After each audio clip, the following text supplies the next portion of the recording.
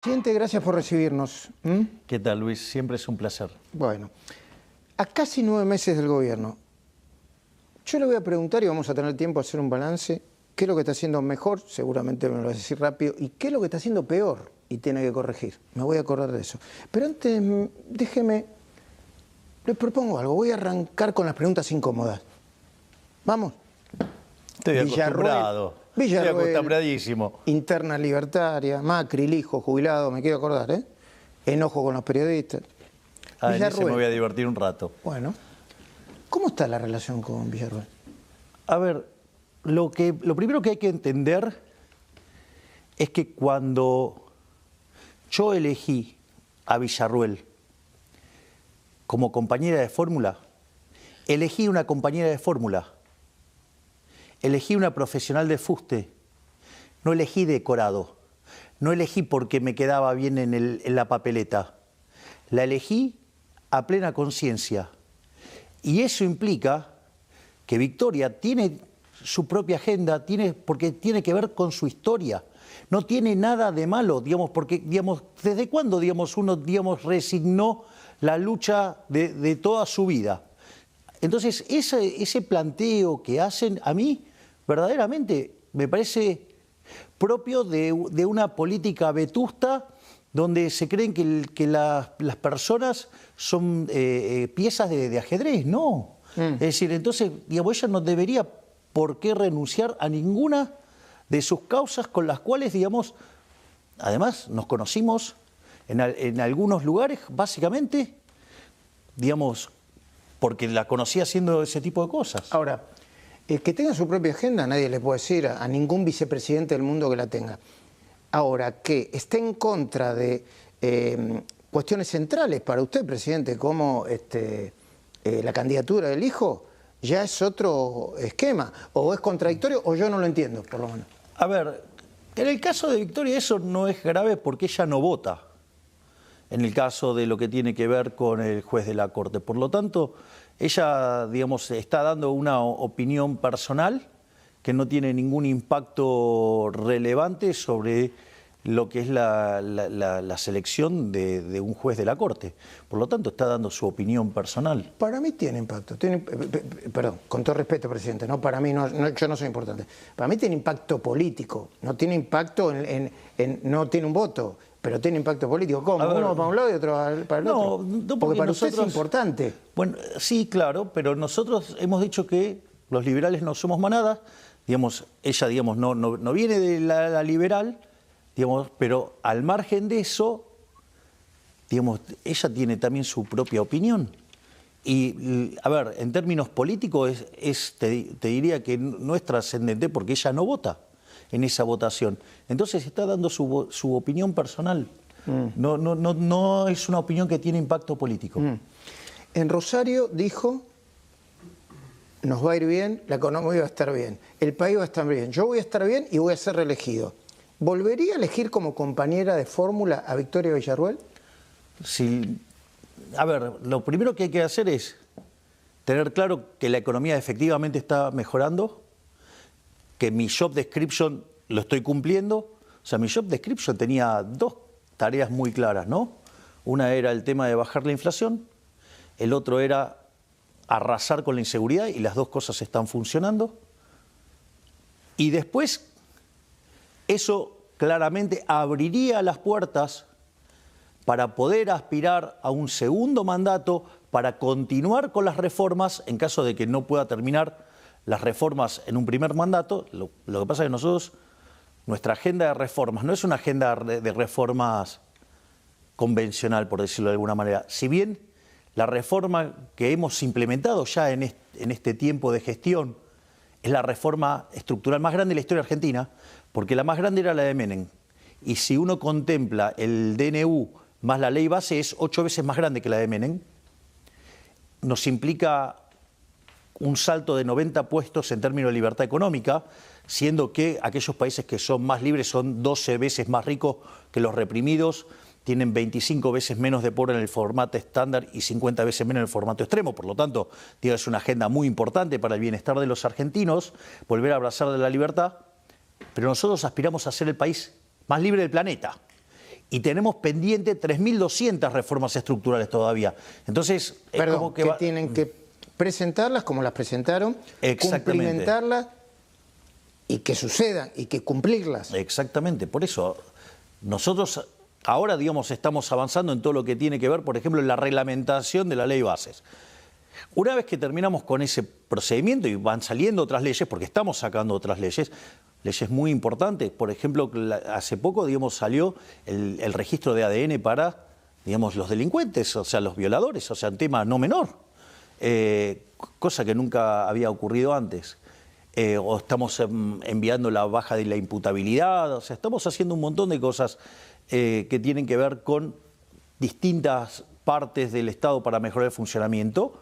Algunas leyes salen, otras no, digamos, es parte Entonces necesita más de 4 años, eso es lo que dice usted. Pero quiero volver a la pregunta. Entonces, ¿volvería a elegir como compañera de fórmula a Victoria Villarruel? Si las cosas viajaran de este modo, digamos, yo creo que no hay ningún tipo de problema. Hay que ver, digamos, o sea, digamos, si ella quiere seguir acompañándome también, o sea, recuerde que el tango se baila de a dos. Sí. Entonces, ¿usted le pide opinión a ella sobre asuntos políticos? A ver, el punto es el siguiente. Nosotros en algunas cosas estamos de acuerdo, en otras no, porque digamos es parte de la vida misma. Y lo que sucede es que la realidad, ¿sabe lo que pasa, Luis? Que usted cuando enfrenta la toma de decisiones, el proceso de toma de decisiones, yo tengo a los ministros, tengo a mis asesores, pero siempre la toma de decisiones es en soledad, ¿eh? Es decir, la última puntada la decide uno. Y la realidad es que, digamos, en ese proceso decisorio... Una cosa es discutir ideas y otra cosa es... En ese proceso decisorio estoy yo solo. Porque al final del camino, el que toma las decisiones soy yo. El que, digamos, tiene que enfrentar a la sociedad por tomar las decisiones soy yo. Entonces... ¿Que paga los costos si tiene que pagar? ¿Y a usted le parece que, digamos, o sea, no he tomado decisiones, digamos, que la corporación política no hubiera tomado nunca? Mire, le hago un ejemplo. Cuando usted mira, Argentina ha tenido desde el año 1901 hasta hoy 22 crisis. De esas 22 crisis, 20 tienen origen fiscal. Las crisis más grandes de la Argentina tienen que ver con alto desequilibrio fiscal. Llámese el Rodrigazo, que tenía 14 puntos del PBI, la tablita cambiaria en el 82, que tenía 11. La hiper de Alfonsín. La hiper de Alfonsín tenía 8, la convertibilidad tiene 7, de la Rúa. Dicho esto, nosotros enfrentamos una situación de inicio con un desequilibrio fiscal de 15 puntos del PBI. Es decir, por lo tanto, estábamos a punto de estallar. Estábamos a punto de una hiperinflación, combinábamos el desequilibrio monetario de la previa al Rodrigazo del 75, combinábamos el desastre dentro del Banco Central en términos de pasivos remunerados respecto de la base que teníamos en la previa de la hiperinflación de Alfonsín. 15 de déficit en el Banco Central y con era 5 en el Tesoro y 10 en el Banco Central. Pero usted es cierto eso, pero usted lo repite porque no se lo reconocen o porque parece que... No, porque la gente parece que se olvida de dónde salimos. Es decir, la gente parece que se olvida que estábamos a las puertas de tener la peor crisis de la historia argentina, porque además teníamos... Más que la gente, una parte del sistema político, diría. No, a ver, yo no lo sé, digo, pero me parece que siempre vale la pena recordarlo. Además teníamos indicadores sociales peor que el 2001, con lo cual estaban dadas todas las características para tener la peor crisis de la historia. Y Argentina se hubiera convertido en Venezuela. Si hubiéramos hecho... hubiéramos seguido con lo que venía haciendo el gobierno anterior, hubiéramos ido a una hiperinflación del 17.000% y hubiéramos tenido la cantidad de pobres en términos más o menos del 95%, 50% de indigentes, hubiéramos tenido un verdadero desastre social.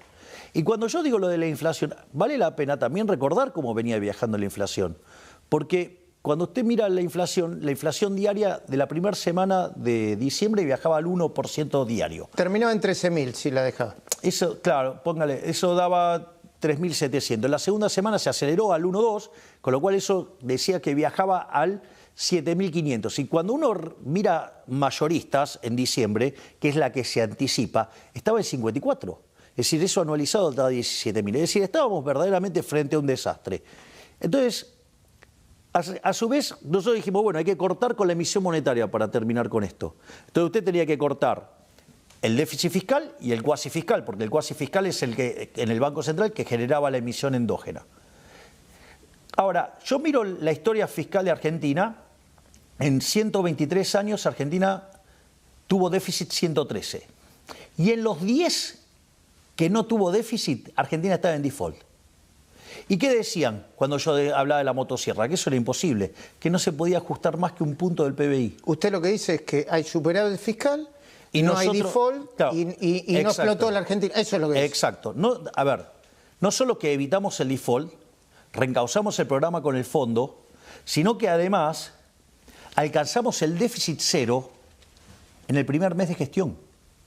Es decir, algo que no se logró en 123 años, algo que dijeron que era imposible, un ajuste que decían que era imposible porque implicaba ajustar por lo menos 5 puntos del PBI, nosotros lo hicimos en un solo mes. Perfecto. O sea, ese es, digo, el primer punto. Nadie hablaba de cómo se arreglaba el problema del Banco Central. Todo el mundo hablaba de que tenía que haber una expropiación. Nosotros, por mecanismo de mercado, resolvimos el problema en 7 meses. Hoy hemos terminado con el déficit cuasi fiscal. Es decir, que hemos hecho un ajuste de más de 15 puntos del PBI. ¿Sabe qué? No existe tal cosa en la historia de la humanidad. Usted tiene que, para ver una experiencia de semejante calibre, algo después de la Segunda Guerra Mundial. Y aún así no alcanza. Lo que sí, lo hicimos nosotros. Sí, lo que sí hay, yo soy periodista, no le voy a decir, está bien, usted dice, lo que sí hay, ruido político. No sé si de la magnitud o cómo puede impactar en esto. Obvio que hay ruido político. Bueno, ¿sabe por qué? ¿Por qué? Porque implica un cambio de hacer política de los últimos 100 años. ¿Y sabe qué? Todo lo que decían los políticos, que no se puede hacer, que eso es esto, que esto, y todos los piripipiri que ponía, que en realidad era que no querían que les toquen los curros a ellos, porque la verdadera motosierra le aplicó a la política, no a la gente. Entonces, y por más que la política se mientan entre ellos y vayan y mientan adelante de periodistas y de las cámaras, el verdadero ajuste lo pagó la política. Es decir, ¿de dónde cree que salieron, digamos, esos 15 puntos del PBI? Digamos, 13,5 salieron de recortes a la casta. Y ahí está, y eso, claro, sí genera ruido político, claro, porque se termina un montón de Yo hablaba de curvos. otro ruido político, se lo voy a plantear así. ¿No se arrepiente haber elegido para la lista de candidatos a legisladores que ellos desde personas, yo no los conozco personalmente mucho, desde Lourdes Arrieta hasta Francisco Paultroni? Bueno, ¿no se arrepiente? de hecho los expulsamos del sector. Digamos, Lourdes Arrieta fue expulsada del bloque básicamente por hacer denuncias falsas contra sus propios compañeros, lo cual nos parece absolutamente inaceptable. ¿Y Paultroni? Y Poltroni también, digamos, o sea, mostró digamos, claramente una actitud no en línea a la función a la que llegó. O sea, la diferencia con Villarroel sería que él tiene un voto y se opone al... Bueno, pero justamente eso no es una diferencia menor. Él tiene una responsabilidad política distinta a la de Villarroel. Villarroel no vota y él sí tiene voto y eso sí que es una irresponsabilidad, porque sin lugar a dudas Poltroni no tiene ninguna chance de tener una banca si no hubiera estado pegado en una boleta a la que estaba yo. ¿Cómo está su vínculo con Macri? Fabuloso. Bueno, pero al mismo tiempo Macri dice, al gobierno le falta gestión y le falta implementación. Bueno, a ver, gestión. Digamos, él llegó con un déficit fiscal en el Tesoro, un poquito, bastante similar al que recibimos nosotros, y en 4 años no lo arregló. De hecho, llegó al déficit cero primario por licuación, no por ajuste, que vino después de lo que fue todo el proceso caótico del 2018. A ver, ¿qué quiere decir con eso? Y se logró con libramientos impagos. Por lo tanto, el eje central del corazón de todos los problemas argentinos, que es el problema fiscal, ni de cerca lo arregló, y nosotros lo arreglamos en un mes. Por lo tanto, digamos, y ni que hablar el tema en el problema del Banco Central, que fue heredado, que era la bomba del dólar futuro, que después como Prat Gai no quiso hacer el ajuste y no quiso acompañar el accionar de Sturzenegger, derivó en que Sturzenegger se viera forzado a tener que esterilizar con Levax, que después se convirtieron en Lelix, que después fueron los pasivos remunerados. Y eso, fíjese que estamos llevamos diciembre, casi 9 meses. Desde, no sé, pero por lo menos desde el 2015 sin arreglarlo, y sin embargo nosotros lo arreglamos en 7 meses. Entonces, digamos, además yo podría ir, por ejemplo, entonces el tema... Dice que no hay gestión e implementación. Por lo tanto, digamos, en el plano fiscal, digo, está claro que lo tenemos. En el plano monetario está claro que lo tenemos. Y ¿Quiere que hablemos ministerio por ministerio? Claro, pero si usted me permite, sí, quiero además marcarlo en un logro. Nosotros, la inflación, yo le contaba, mi mayorista venía al 17.000% anual, o sea, 54 mensual, que es el dato de diciembre.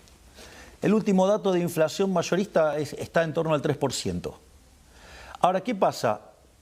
Ya, digamos, de 54 a 3 es un logro enorme. Ahora, nosotros por diseño de programa macroeconómico, como tenemos todavía que resolver problemas de stocks adentro del Banco Central y adentro de la economía, y como hay un problema de sobrante monetario todavía, y que todavía no podemos abrir el cepo, entonces nosotros tenemos este sistema de crawling peg, digamos, donde devaluamos 2% todos los meses. Todos los meses. Entonces, fíjese, si usted tiene tipo de cambio fijo, usted estaría importando la inflación, por ejemplo, de Estados Unidos o del mundo.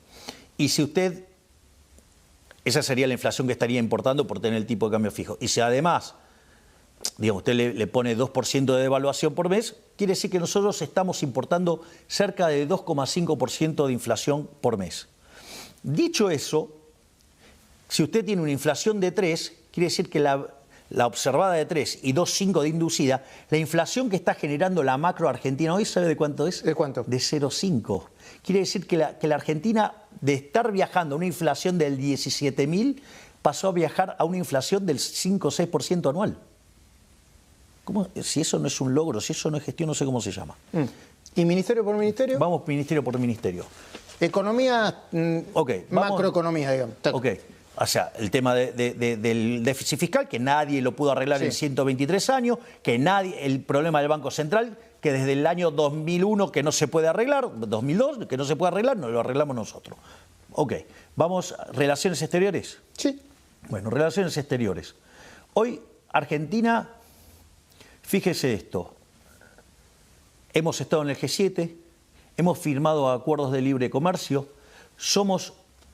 fíjese, soy considerado el máximo exponente y defensor de las ideas de la libertad en el mundo. De hecho, en estos días vino Ágata de la Prada, Ruiz de la Prada, y todos los periodistas sorprendidos por las cosas maravillosas que dicen de mí. Claro, es tanto, digamos, lo que les revienta a la casta política y a algún sector del periodismo, mi performance en el exterior. Bueno, algunos políticos de hecho quieren prohibir que viaje, pero fíjese, me he reunido con Elon Musk, con Zuckerberg, me he reunido con la persona de Amazon, Jeff Bezos. Digamos, entonces, digo, he estado con los empresarios más importantes del mundo. Los empresarios más importantes del mundo, estuve en Apple.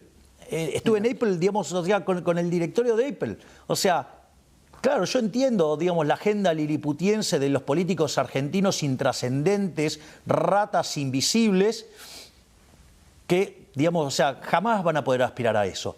Entonces, y les duele que yo sea hoy uno de los dos políticos más relevantes del planeta Tierra. ¿Y el uno otro es Trump y el otro soy yo. Entonces, digo, que me vengan a hablar de la agenda internacional. Digamos, es que no, digamos, o sea, ¿qué visión puede tener una rata respecto a un gigante? Nada. Lo social. Vamos a la cuestión social. A ver, fíjese esto. Nosotros, todo el mundo hablaba de que había que eliminar los intermediarios de la pobreza.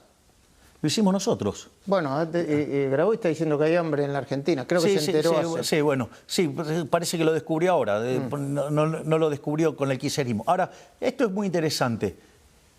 Nosotros, entre la AUH, ¿sí?, y Los planes potenciales. El plan alimentar. Sí. Sí. La tarjeta alimentar. Bueno, ¿sabe cuánto cubría de la canasta básica cuando se fue el kirchnerismo? No. Póngale 50%, para ser exacto 49. ¿Y ahora? 90. ¿Qué me cuenta? Entonces, usted dice que por eso no se produjo un estallido con no solo eso, porque además dimos asistencia a la clase media pagando la mitad de las cuotas de las familias con problemas. Hemos dado una asistencia enorme para que las familias pudieran comprar los útiles para los chicos. ¿Y los jubilados que está...? Perdón. Wait a minute. No solo eso, sino que además hemos lanzado el plan de alfabetización, dado los problemas que tienen los chicos argentinos en las pruebas PISA. Entonces, y estamos desarrollando mecanismos de evaluación tanto para docentes como para los alumnos para empezar a salir. Entonces, digamos, ¿cómo es esto? El tema de jubilados. A ver, el tema de jubilados, las jubilaciones durante el gobierno de Alberto Fernández cayeron, en el pico llegaron a caer 40%. Se fueron 30% abajo. ¿Y ahora? Con una bomba, 5% arriba. ¿Y respecto de qué? Digamos, al momento en que nosotros asumimos 5% en términos reales, quiere decir que le ganamos la inflación. Y además, como el tipo de cambio, nosotros cuando llegamos al gobierno, el paralelo estaba, el blue estaba en 1.300, hoy está en 1.315. Si lo toma al MEP o al contado con liqui, están cerca de 1.250, con lo cual... ¿Usted dice que los jubilados recuperaron poder adquisitivo? En dólares, fenomenalmente. En dólares, o sea, voló el poder adquisitivo de los jubilados. Pero la Argentina en dólares está cara también. Bueno, pero digamos, estamos avanzando, eso es relativo, porque cuando hacen la Argentina está cara en dólares, digamos, suelen comparar un restaurante de primera línea de Argentina con un lugar de comida rápida en el exterior. Entonces, digo, esas mentiras en las cuales suele caer el periodismo para ensuciar gratismente, yo no compro. Es decir, si analizamos ministerio por ministerio no podemos quedar, pero no, si pero yo digo, educación. a ver, el tema de seguridad, la gestión de la doctora Bullrich, hoy no hay piquetes, hace 4 meses que no tenemos piquetes. Parecía imposible terminar los piquetes, los terminamos nosotros hace 4 meses que no hay piquetes. O sea, o lo que tiene que ver con el plan para el regreso, digamos, o sea, del público a las canchas, o lo que tiene que ver, por ejemplo, con el operativo Bandera en Rosario, donde están actuando las fuerzas federales, los homicidios cayeron 70%. ¿En Rosario? Claro, o lo que tiene que ver, por ejemplo, la cantidad de acciones contra la droga, por ejemplo, el secuestro de cocaína, crecieron 500%. Entonces, ¿cómo? ¿No es gestión eso? ¿Qué quiere? ¿Que vaya y le hable de defensa? Hemos hecho la compra de armamentos más grande de la historia.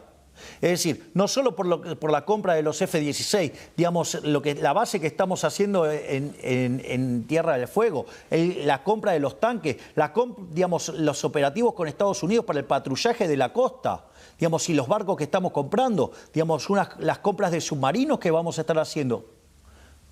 Y eso, digamos, en 50 años nos hizo eso. Entonces, digo, área de la que usted me proponga, estamos haciendo cosas maravillosas. Vamos a ver si podemos ir y volver. Además, mire, salud. Salud, no, digo, lo cuento porque justamente digo, lo hemos cerrado hará cosa de 15 días, un mes. Hubo todo un tema con el dengue, o sea, el dengue hay que anticiparse un año para el dengue. Ya tenemos compradas las vacunas el año que viene. ¿Cómo no? ¿A qué llamamos gestión? Porque, a ver, estamos logrando lo que nadie pudo lograr. Es más, el logro de la baja de inflación, porque quiero volver a esto, pues, lo hemos hecho sin que haya una hiper, porque cuando usted va a una hiper se licúan todos los activos financieros, por lo tanto se hace mucho más fácil estabilizar. Se hizo sin expropiación, nosotros no hicimos un plan Bonex o alguna aberración de esas características, lo hicimos respetando los derechos de propiedad. Lo hicimos además sin fijar precios, sin controles de precios, sin fijar el tipo de cambio y además recomponiendo precios relativos porque habían destrozado el precio de las tarifas. Digo, entonces cuando uno empieza a ver todo lo que se está haciendo, es más, nosotros a la luz de estas digamos, críticas infundadas. Macri lo dice, ¿eh? Está bien, no importa. Bueno, está bien, bueno, pero digo, a ver, usted con sus amigos, digamos, tiene todo en común. No, pero pero milanesas, se comieron como no sé cuántas milanesas. No, el último día comimos entraña. O sea, y está más contento. Dice que a partir de ahora vamos a comer entraña porque, digamos, está funciona bien. mejor. Es una respuesta que yo supongo que se la dará personalmente también, ¿no? Cuando habla. No, está bien, digamos, está bien, pero él puede ver una cosa, yo puedo, es más, ahora lo que yo digo, sí acepto, es que el gobierno traía una velocidad. Nosotros en el primer diseño teníamos un jefe de gabinete que era, digamos, un superministro y se había convertido en un embudo. Y eso no le daba la velocidad que a todos nos hubiera gustado. Pero al margen de eso, desde la llegada de Guillermo Francos, que pasa del Ministerio del Interior a convertirse en jefe de gabinete, el Interior, bueno, se convierte en un ministro coordinador. Y el gobierno está viajando a una velocidad enorme. Fíjese, todo, o sea, o por ejemplo la oxigenación que implicó el ingreso de Federico Sturzenegger, todos los días desregulando cosas. Entonces, cuando usted se pone a sacar las cuentas, y mire, si yo ya con solo mencionarle esto, digo, si esto ya solamente se hubiera hecho en un solo gobierno, ya con eso seríamos el mejor de la historia. Bueno, dice Macri con Milaneso, con entraña, que Santiago Caputo concentra demasiado poder. Y no sé si lo dice Macri, pero muchos están diciendo, ¿por qué Santiago Caputo concentra tanto poder y no tiene un cargo público y parece, no sé, o un cuentapropista o alguien que está en la actividad privada metido dentro del gobierno? A ver, hay varias cuestiones respecto a Santiago Caputo. Perdón, ¿concentra demasiado poder? No, es falso. Yo le voy a decir, ¿qué es lo que sucede? Yo digo, soy amigo de Santiago. No solo que soy amigo, sino que además lo considero parte del triángulo de hierro que está constituido por mi hermana, por Santiago y por mí. No solo eso, sino que además, como si eso fuera poco, es una persona de una inteligencia muy superior a la media. Y le voy a decir más, lo están utilizando para crear la figura del monje negro. Que la gente no se coma la amague. La generación de la figura del monje negro es una figura que generan para golpearme a mí de manera indirecta. Como no tienen las agallas para enfrentarme de manera directa y no quieren mostrarle a la gente eso, entonces golpean sobre Santiago Caputo o golpean sobre mi hermana. En realidad los que hacen eso son cobardes que no me pueden enfrentar. Y claro que no me pueden enfrentar porque saben que pierden. Santiago, ¿no tendría que tener un cargo formal por el nivel de responsabilidad que tiene? Pero de vuelta, es mi asesor, digamos, ¿qué le molesta, digamos? No, a mí, yo digo, no es tradicional que tenga tanto poder. Bueno, está bien, digamos, bueno, este no es un gobierno tradicional. Todos los gobiernos les gusta gastar, les gusta robar, y a este gobierno, al que roba, le cortamos la mano. ¿Es verdad que alguien mandó a gente de la CIDE a averiguar sobre, dicen 4 o 5 causas que involucran todavía al expresidente Macri? Falso. Le voy a explicar algo. Nosotros estamos haciendo una reestructuración del servicio de inteligencia. A diferencia de lo que usaron otros gobiernos, que lo usaron para espiar gente, para perseguir opositores, para armar carpetazos, para calumniar, injuriar gente, digo, nosotros no tenemos ese pensamiento sobre el sistema de inteligencia. Nosotros estamos pensando en un sistema de inteligencia que sirva para la defensa nacional, para la seguridad interior y para enfrentar el ciberataque. En ese sentido, usted, todo lo que hoy tiene que ver con el terrorismo y con el narcotráfico, todo pasa por la cuestión cibernética. Entonces, usted necesita un área... Y por eso pidieron los fondos. Por eso nosotros pedimos los fondos. Perdón, ¿van a volver a insistir en el pedido de fondos a pesar de que se los rechazaron? Obviamente que vamos a volver porque, digamos, no podemos dejar ese área de inteligencia descubierta. Ahora, eso sí, yo le digo, hoy narcotráfico, terrorismo, todo este tipo de cosas pasan por el lado del ciberdelito, porque es por ahí donde se canaliza. Entonces, yo le recuerdo que Argentina, ¿sí?, fue víctima de 2 atentados, ¿sí? Esos 2 atentados... El mismo básicamente, Estado que lo acaba de amenazar de nuevo a Argentina, y usted creo también, ¿no? Exactamente, el mismo país. O sea, Irán fue responsable de los atentados a la Embajada de Israel y a la AMIA. es el que ahora me amenazan. Por lo tanto, yo le digo algo.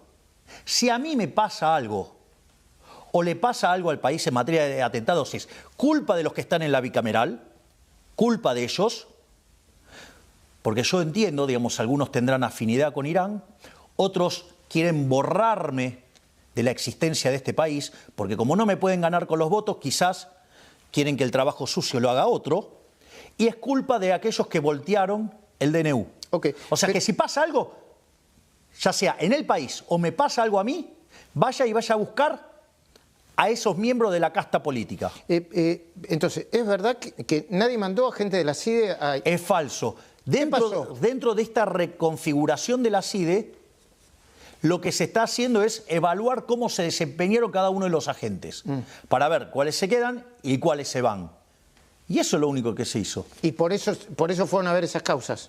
No. O sea, es una revisión total. Okay. No es un caso puntual de nada. Se está revisando todo el sistema de inteligencia. Okay. ¿Es cierto que después de los encuentros que tienen con Macri, en algún momento van a anunciar, quiero precisar el concepto, una especie de coordinación parlamentaria entre la Libertad Avanza y el PRO, y que se puede producir, corríjame usted, a través de un interbloque o a través de otra institución parecida? Nosotros vamos a empezar a trabajar en una coordinación, digamos, donde yo me voy a empezar a involucrar más activamente en estos temas de política.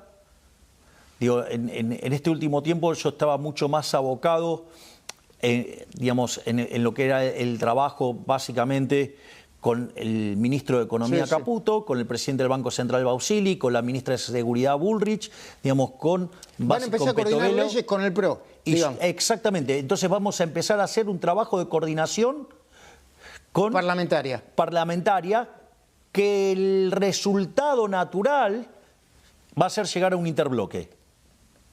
¿Y quién va a ser el presidente del interbloque?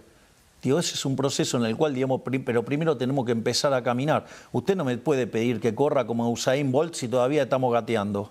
Está bien, no, bueno, es una buena respuesta. Entiendo su ansiedad. No, yo quiero que le vaya al país bien. ¿Y a usted qué le parece? ¿Qué es lo que quiero yo? Lo que pasa es que esta no coordinación generó también muchas demoras en la implementación de... Pero usted... Estamos de acuerdo con eso. Pero necesita que yo... A ver, le hago una pregunta. ¿Usted cree... Mire, cuando usted... hay un caso muy lindo que cuenta Federico Sturzenegger del caso de Australia y la persona que hace todas estas reformas. Y dice, ¿usted cree que esto es un movimiento rectilíneo uniforme? No, esto tiene marchas, contramarchas, va, viene... Está bien. Pero, a ver, de vuelta, yo le hago la pregunta al revés. Dígame qué gobierno de la historia argentina, de los últimos 123 años, 124, hicieron en todo un gobierno lo que nosotros hicimos en 9 meses. Está bien. Idas y vueltas. ¿Qué pasa con la participación de la ciudad y los subsidios al transporte? A ver, ¿es político eso? ¿O se lo quieren sacar porque...? No, a ver, ¿quién está enojado con Jorge Macri? ¿Cómo voy a estar enojado con Jorge Macri? No, a ver, de vuelta, ¿cómo funciona en el resto de las provincias? Sin subsidios. Ok. ¿Y por qué entonces tiene privilegio parte de la provincia de Buenos Aires y parte de la ciudad? Bueno, ¿y por qué tiene esos privilegios? No, está bien, pero podría ser parte de un proceso. En todos lados pagan un boleto, digamos, de 700, acá no, 370. ¿Cómo? ¿Cómo es eso? ¿Por qué? Pero cuando dice Macri, no sé qué dice Kicillof, es parte de un proceso. No, pero a ver... Porque Kicillof no dice nada y mete un impuestazo Lo que yo le digo es lo siguiente. Eso es responsabilidad. Esos servicios vivieron en un país federal o un país unitario. ¿Es federal? Bueno, es responsabilidad de los distritos particulares, ya sea la provincia de Buenos Aires o la Ciudad Autónoma de Buenos Aires. Punto 1. Punto 2, por lo tanto, le corresponde a cada dependencia. Después esa dependencia determinará si lo quiere tener subsidiado o quiere tarifa plena. Pero eso no es una decisión mía. Es una decisión que van a tener que tomar Jorge Macri y Axel Kicillof. ¿Y la coparticipación de la ciudad? En eso está trabajando el ministro Caputo y están avanzando muy bien. ¿Sí? Absolutamente. Bueno. No me traiga temas más viejos, eso ya está resuelto. Perdón, ¿por qué? Lo que pasa es que, digamos, se va arreglando. Está bien. Bueno, yo es lo que no tengo tanta información. Le cuento. ¿Por qué insiste tanto con la candidatura del hijo, usted? Buen punto. Vamos por dos partes. Una es porque es el único que conoce, digamos, perfectamente cómo funciona el sistema judicial, ¿sí? Digamos, y sería la primera vez que llega a la Corte una persona con esas características. Segundo punto, y que no es un tema menor. ¿Qué es lo que yo le destaqué recién de la CIDE? ¿Por qué necesitábamos la reconfiguración de la CIDE? En el mundo moderno, los problemas, ¿de dónde vienen? De los ciberataques, ya sea terroristas, el terrorismo, el narcotráfico. ¿Estamos de acuerdo? Dígame quién es el único especialista en esos temas. ¿Lijo? Lijo. Es decir, Sí, ¿se da cuenta? no, es una no persona sabía, que se preparó toda su vida. Y yo lo entiendo, o sea, yo entiendo que está la agenda de Zaguier y manda a sus 4 esbirros, esos pseudo periodistas con los que manda a atacar, y una de las cosas que hace es atacar al juez Lijo. Digo, que Zaguier explique por qué tiene tanto encono con Lijo y conmigo. Bueno, a ver, La Nación tiene una política editorial. Sí, claro, por eso, y tiene 4 periodistas que los manda, digamos, que responden a Zaguier de manera directa. O que opinan eso. Bueno, justo son los 4 que responden a él. Bueno, a ver, los diarios ¿tienen derecho a tener una política editorial? Yo me anticipo y digo que sí, ¿eh? Sí, obvio, claro. Ah. Bueno, pero yo también puedo agarrar y decir, digamos, Sí. si el señor Zaguier tiene problemas con Lijo, que se los arregle con Lijo, no Primero, metiendo el país en el seguramente medio. esos 4 periodistas ahí se pueden defender solos tranquilamente. Yo no voy a defenderlos, pero... No, algunos de ellos mienten descaradamente, así Bueno, que... ¿por qué la palabra esbirros? ¿Por qué? Porque Porque no tienen problema... Es muy insultante. Porque no tienen problema de mentir, calumniar e injuriar y ensuciar, digamos, con tal de cumplir las tareas que le pide su jefe. Y si es una opinión editorial es en base a información, que no es la misma información que tiene Información usted. falsa. Bueno, eso es lo que dice usted. Digo, si hay algo que he hecho recurrentemente, lo vamos a poner así. ¿Usted está de acuerdo de que los periodistas puedan mentir, calumniar, injuriar, ensuciar? Cuando mienten, no, ni los periodistas ni nadie. Ok, estamos de acuerdo con eso. Sí. Bien. Entonces, si yo demuestro que están mintiendo, calumniando e injuriando, digamos, consecuentemente, ¿cuál es el problema? Con respeto, digamos, los presidente, periodistas primero lo tiene que demostrar. Es que justamente... Y usted sabe que yo pienso que hay una simetría. Eso es falso, ¿no? Yo le voy a explicar algo. Primero, porque yo no utilizo el aparato de Estado para contestar. Solamente utilizo, digamos, pruebas de que mienten. Pero usted es el presidente, no es el... No es lo mismo y la pregunta es que porque yo soy presidente tengo menos derecho que el resto de los ciudadanos. No, tiene derecho a dar una opinión, pero tiene peso y tiene una simetría de bueno, poder. a ver, digamos, y también era asimétrico el poder, si usted quiere, cuando yo era candidato y todos los periodistas mentían, calumniaban, injuriaban a destajo, ¿sí? Y sin embargo me la banqué y seguí adelante, ¿sí? ¿Sabe qué es lo bueno? Las redes sociales democratizaron todo. Entonces es muy fácil detectar a los mentirosos.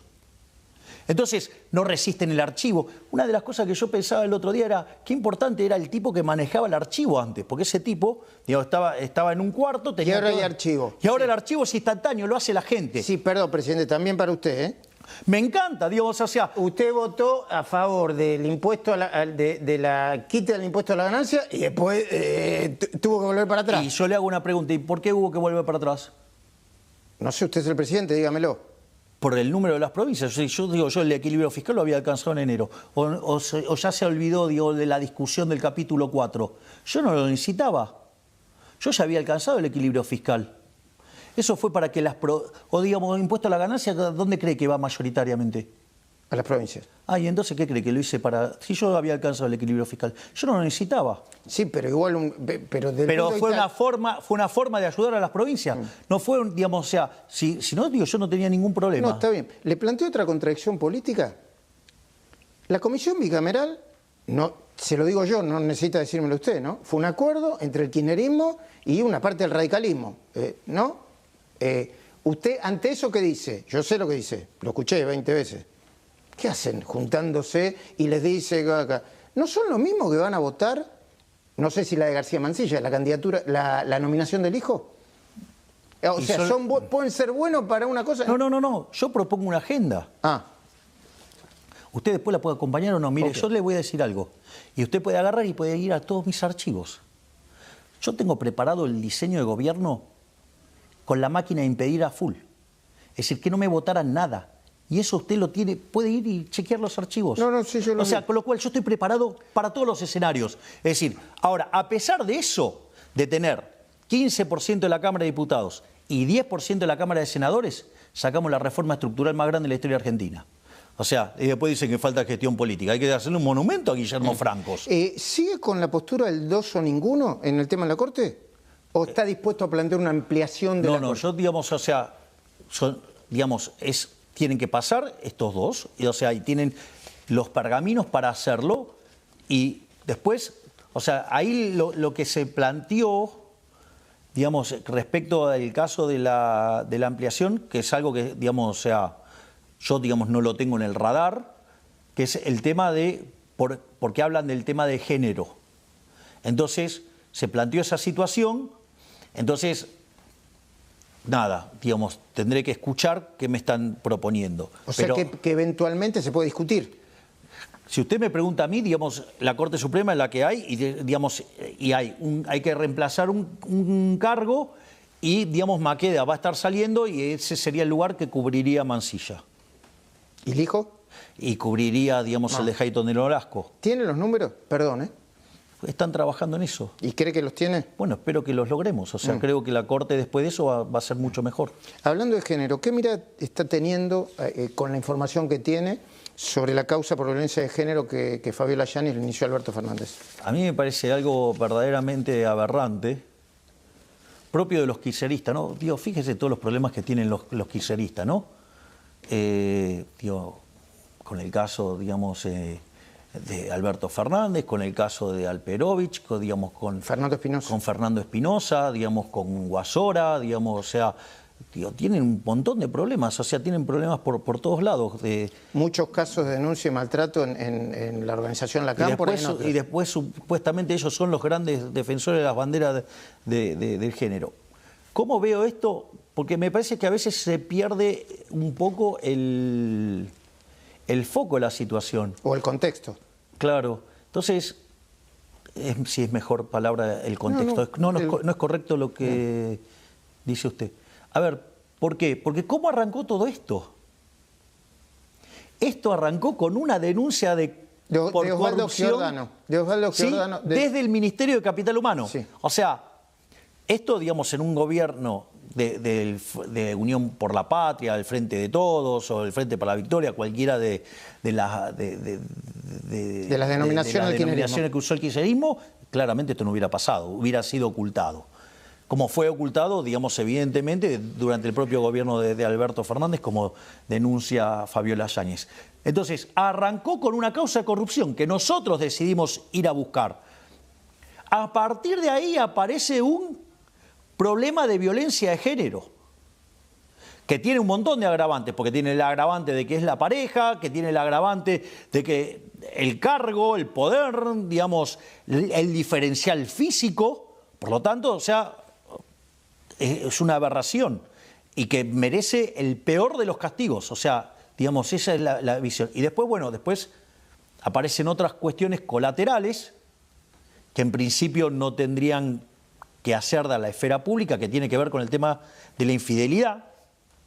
En principio eso no es un problema porque, a ver, primero habría que ver, digamos, cuál es el acuerdo entre Fabiola Yáñez y Alberto Fernández, porque quizás tenían una pareja abierta y no lo sabemos. Claro, es un acuerdo entre privados. Exactamente, un acuerdo entre ellos. O un contrato, el contrato que iban a hacer ellos. Exactamente. ¿Explícito o no explícito? Claro, la segunda parte es, aun cuando ellos hubieran decidido que fuera, digamos, una relación monógama, ¿no? Digamos, o sea, yo la llamaría monopolio bilateral. ¿Por qué? Digo, porque son dos monopolios interactuando. Sí. Entonces, en ese caso, usted, digamos, lo que tendría es, bueno, es un problema entre ellos. El problema radica acá, es que la aparición de terceras en discordia tenían como contrapartida un contrato en el Estado. Contrato que en condiciones normales no hubieran conseguido. Ahí está el problema.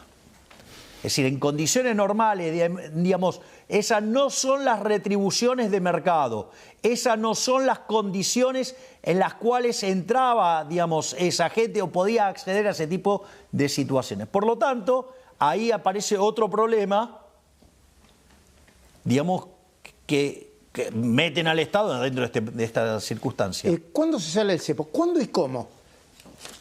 ¿Es correcto cuándo y cómo? Bien, ¿no? a ver, lo primero que hay que entender es que ¿usted sabe cuántas regulaciones puso de lo que se llama el cepo, el kirchnerismo, en el último tramo? Sí, en la parte cambiaria, lo escuché en Rosario, en la parte cambiaria creo que 80.000 era. 80.000.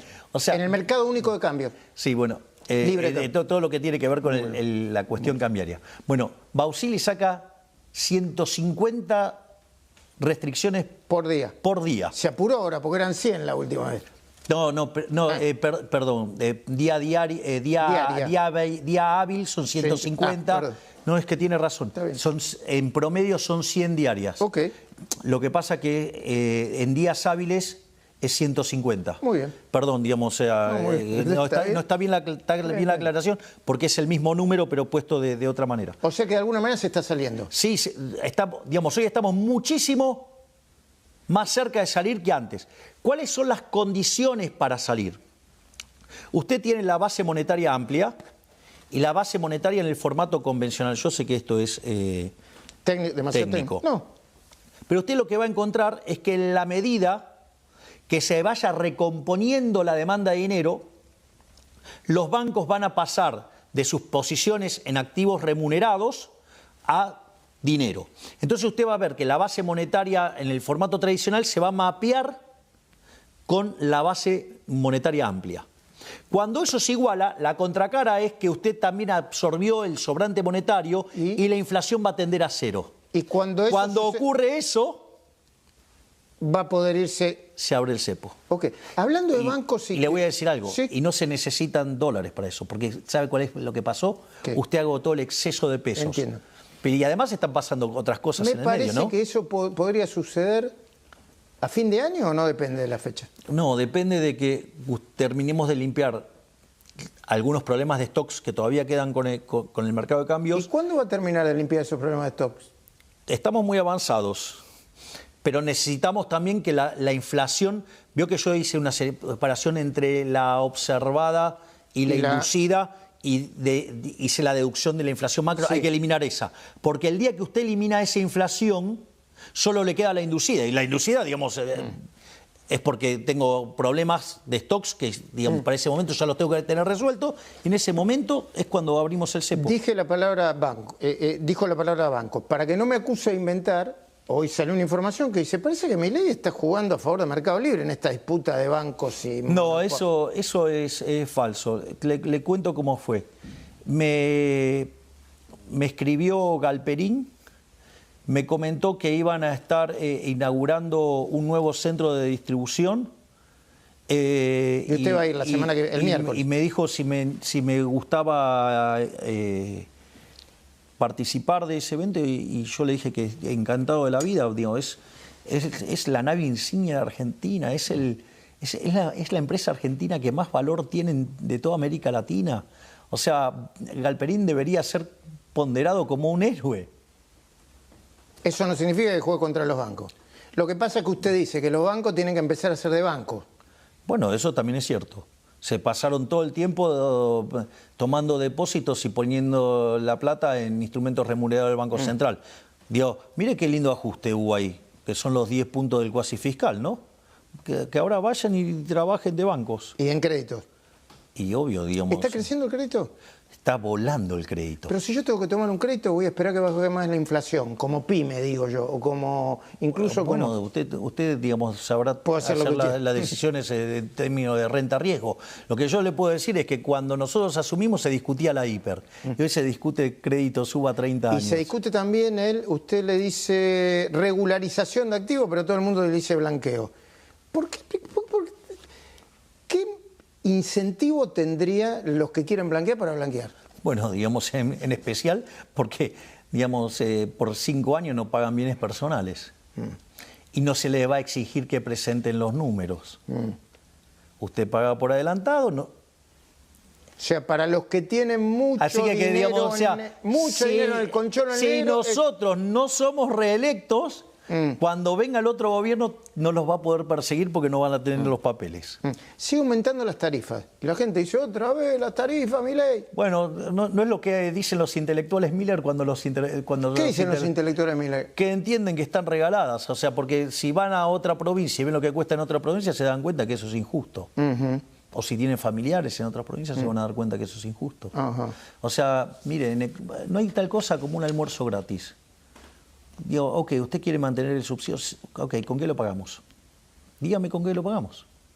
¿A mí me pregunta? No, yo creo que no hay que mantener el subsidio. Exacto, porque está rompiendo la señal de precios. Sí, al mismo tiempo entiendo que cada vez impacta más en el bolsillo, pero la ¿no? gente sabe de que fue víctima de un engaño durante más de 20 años. Mire, yo le hago un caso. Le voy a describir qué es el populismo.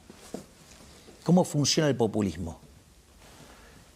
Suponga una familia tipo que tiene su casa, que clase tiene... media. Sí, no, póngale clase media alta y que tiene su casa y que tiene 2 autos y se quieren ir de paseo a Europa. Pero no tienen la plata y no tienen los ingresos como para hacerlo ni los ahorros. Pero es Europa, ¿eh? Entonces, ¿qué hace? Agarra y usted hace una hipoteca sobre su propiedad y sobre sus autos 2 prendas, ¿no? Entonces... Y se va en business. Y se va de vacaciones a Europa, pasea, todo. Es decir, lo hace durante tanto tiempo que pierde el trabajo usted, pierde el trabajo su mujer, digamos, o sea, obviamente... Y le ejecutan la hipoteca. Se queda sin el auto y sin la casa. Cuando usted vuelve, ahora no tiene auto, no tiene ni los autos ni tiene la casa. Y no va a faltar el salame que diga, no, bueno, pero antes estábamos mejor. En realidad usted se estaba comiendo el capital. Y sabe que entendió la gente que se había comido el capital. Sí, pero mucha gente dice, pero fue el Estado, no fui yo. ¿Por qué ¿Y a quién votó los que estaban en el Estado? O sea, yo no tengo la culpa que hayan votado populistas. Es decir, o sea, también la sociedad tiene que ponerse los pantalones largos y saber que el desastre en el que vivimos es consecuencia de los impresentables que votamos. ¿Les gustó el consenso alfonsinista? Bueno, así de pobre nos dejó. Desde hace años, yo para ser coherente, yo no soy importante, pero para ser coherente, les pedimos a todos los presidentes que hagan una conferencia de prensa. ¿Por qué no hace? O no sé si es una decisión tomada, todavía no tuvo tiempo, lo está pensando. Pero está Dorni ahí, está Javier Lanari por acá, así que bueno, es una bueno, a ver, todos los días se da conferencias Manuel y resuelve las preguntas de los periodistas, pero hagamos esto, yo digo, estoy dispuesto a dar conferencias de prensa. Estaría bien eso. Sí, bueno, está bien. ¿Un jefe de Estado? Me encanta, bueno, pero vamos a hacerlo jugando todos en el mismo terreno. ¿Y qué significa eso? Si quieren pido al Congreso que mande una ley, ¿sí?, donde los periodistas sean personas políticamente expuestas. No está bien, no digo, me parece así como los que estamos... Desde el punto de vista práctico somos personas políticamente... No, sí, pero que presenten declaración jurada, que puedan ser sometidos al escarnio público que los periodistas someten al resto de la sociedad, ¿sí? Y que antes cuando antes tenían el monopolio del micrófono, ¿sí? Cuando antes tenían el monopolio del micrófono, digamos, porque esto también es muy lindo de toda la hipocresía de... Ahora, digamos, la comunicación está verdaderamente democratizada. Claro, yo entiendo que a algunos les genera problema. Digo, porque a mí digamos, o sea, hay casos de periodistas que, por ejemplo, se han sentado frente a empresarios, le tiraron una carpeta y le dijeron, si vos no me ponés tanta plata, digamos, te tiro esta carpeta. Y eran todas mentiras. O sea, hicieron mucha plata extorsionando gente. O un director de noticias, digamos, en un cumpleaños dijo, y esto es equivalente a ponerle una pistola en la mesa, y entonces o te dan la guita o los ensuciás. Entonces, los que hicieron eso tendrían que ser denunciados, condenados, los colegas o periodistas. Bueno, y está bien, pero parece que hay mucha complicidad, porque cuando yo los señalo con mentiras probadas, ¿sí? Y sin embargo, digamos, se ponen a llorar y a gritar, ¡ay!, contra la libertad de expresión. No, mentir, calumniar, injuriar, eso está mal. Entonces, digamos, lo que pasa es que se acostumbraron mal a que antes tenían el monopolio del micrófono y que el archivo lo manejaba un tipo que manejaba el archivo. Hoy el archivo es instantáneo, los micrófonos... A ver, yo he escuchado a un impresentable que se jacta, digo, de defender la libertad de expresión, quejarse, son varios además, ¿sí? Por el tema de que la red X ahora es un espanto. Claro, la red X ahora es libre. Antes había censura. Es decir, si usted no recitaba el catecismo woke, lo censuraban. Ahora es libre. Claro. A usted Entonces, no importa, pum, pam, pam. No. Claro, exacto. Digamos, No importa ni las puteadas ni nada. no me importa nada. O sea, usted, digamos, a ver, suponga Pero que, es presidente. No, No es lo mismo que yo pero de vuelta. A ver, yo soy liberal. El liberalismo es el respeto irrestricto del proyecto de vida del prójimo basado en el principio de no agresión, en defensa del derecho a la vida, la libertad y la propiedad. Si usted se pone a insultarme ahora, ¿afecta mi derecho a la vida? No. ¿Mi propiedad? No, pero usted me puede hacer una causa por si yo lo insulto y lo denuncio falsamente. Sí. O puede decir lo que quiera. ¿Afecta mi libertad? No. Tampoco. Ok. Ese es el primer punto. La cuestión es más complicada si usted estuviera financiado por el Estado, porque eso, el Estado se financia con una fuente coactiva de ingresos que son los impuestos. Usted es no decir, financia, por ejemplo, el Estado no financia yo no pago pauta. Y tampoco, Ahora, sí, el señor Kichilov paga pauta y son medios que agreden sistemáticamente al gobierno, mienten, calumnian, injurian. Pero si usted lo señala, fopea, va y llora, dice, ¡ay, contra la libertad de expresión! Ahora, cuando usted le da un RT, un retweet, siendo presidente, a un tuit, ¿no está convalidando la opinión Yo lo que estoy haciendo es informarle a la gente lo que piensa otras personas. Lo que pasa es que yo tengo más visibilidad. Porque acá es lo más interesante. Hay periodistas que creen, o políticos que creen, que nosotros manejamos trolls y que le mandemos... No, ese es el gran problema. No, yo creo que son militantes, ¿verdad? Que creen en la fuerza del cielo. Sí, digamos, o sea, son gente que piensa así. Son un poco puteadores, digamos. La vida, digamos, las redes son así. Ahora, ¿qué es lo que sucede? O sea, si a uno le gusta el formato de las redes, no las use entonces. Si no se puede bancar el formato de las redes, no se la banque. O sea, le gusta el Durano, bánquese la Pelusa. O sea, la red tiene esa lógica. Cuando usted hace un RT, es como cuando usted cita y dice, tal persona dice eso. Es equivalente. ¿Por qué? Porque cuando usted hace el RT, sí, queda registrado de quién es el tuit. Pero una cita es una convalidación. No necesariamente. Pero a mí lo que me interesa mostrar de todo esto es que quede bien en claro a la basura de la política tradicional y a los periodistas el desprecio que la gente tiene por ellos. Es decir, lo que pasa que antes, como estaba censurado, como estaba el monopolio del micrófono, como estaba el control del archivo, entonces los políticos arreglaban y transaban con los periodistas, digamos, o el periodista lo extorsionaba y el político le ponía plata y hacían un arreglo y las cosas no se veían. Ahora, digamos, como la información está disponible y la maneja cualquiera, entonces, esto, no sé, digamos, me acuerdo, no sé, alguien vinculado al periodismo en un programa, no, porque no recibo pauta, todo, y van a las redes y le encuentran que recibía pauta, sí, que su productora recibía pauta, que su pareja recibía pauta. Ese es el problema.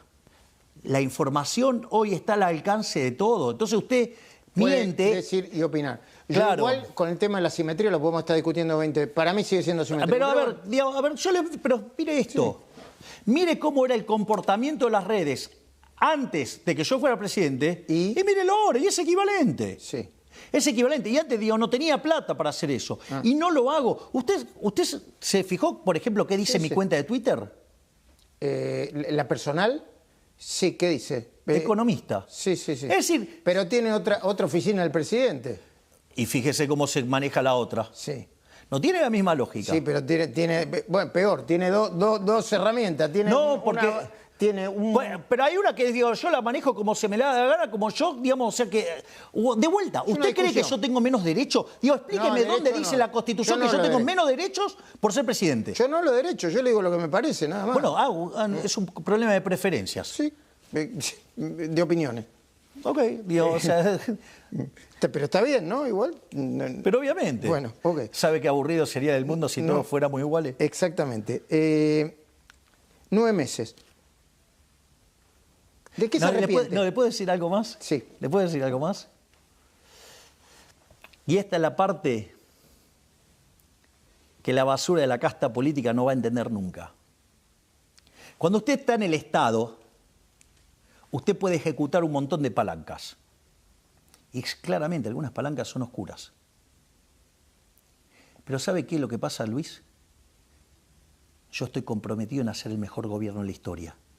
Y yo no me voy a manchar con esas estupideces. No me puedo dar el lujo de mancharme.